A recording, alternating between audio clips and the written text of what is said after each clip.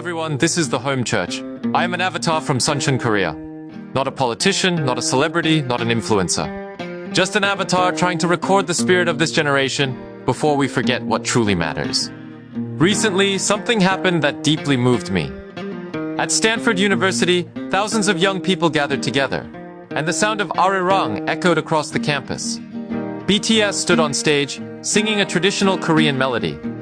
And young people from all around the world began singing along together. Many of them do not even speak Korean fluently, yet somehow they understood the emotion inside the song, the longing, the sorrow, the comfort, the connection. And when they shouted the word Sarang, which means love in Korean, I realized something important.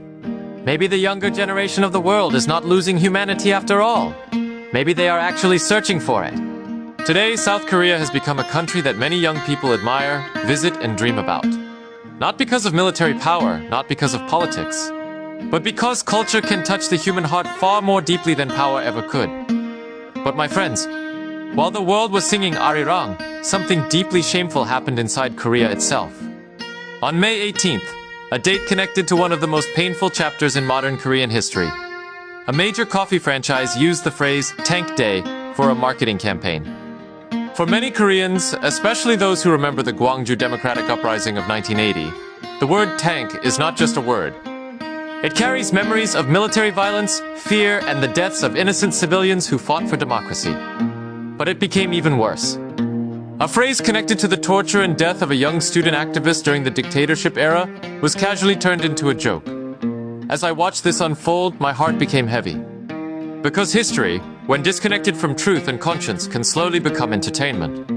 And what saddened me even more was watching politicians mock the public outrage, making sarcastic comments online, as if historical pain was simply another tool for political division. My friends, why does this still happen? Why do some societies continue repeating the same emotional wounds, generation after generation? Because history is not only written in textbooks. History survives inside culture, inside media, inside politics, and inside the human heart. In 1980, during one of the darkest moments in Korean history, parts of the media praised authoritarian power instead of protecting truth. Some newspapers glorified dictatorship, while ordinary citizens were bleeding in the streets. And when a society never fully confronts its past honestly, those distortions do not disappear. They quietly survive, inside institutions, inside corporations, inside politics, and sometimes inside everyday language itself. But today, I still choose hope. Because young people around the world are choosing Arirang over hatred.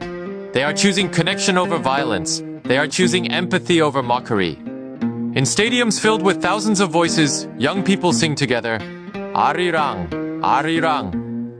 Even without fully understanding the language, they somehow understand the humanity within it.